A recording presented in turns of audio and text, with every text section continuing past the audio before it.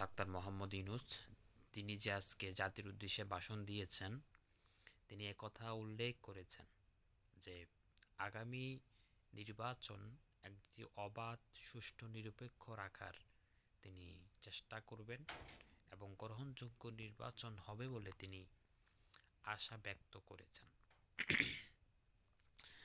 Doctor ইউনূসের যে একটি প্রকল্প, আমি তার এই প্রকল্প দেখে অনেক হতবিগ্ন যে তিনি অনেক সুন্দরভাবে উন্নয়নমূলক কাজ তিনি করে যাচ্ছেন, সংস্কার করে যাচ্ছেন।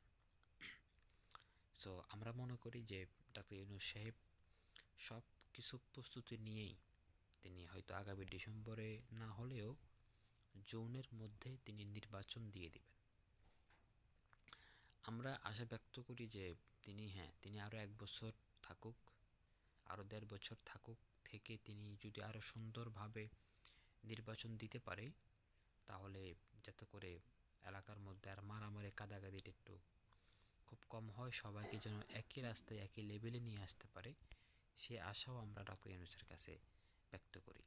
তো কাজেই ডক্টর ইউনূস যে আশাটা করেছেন, আমরাও তার অপেক্ষায় আছি।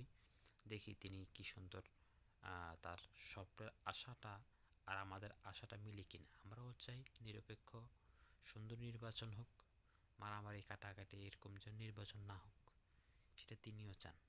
সো আপনারা সকলে ভালো থাকবেন এবং আমার এই আজকের জরুরি সংবাদটি অবশ্যই সাবস্ক্রাইব করে রাখবেন।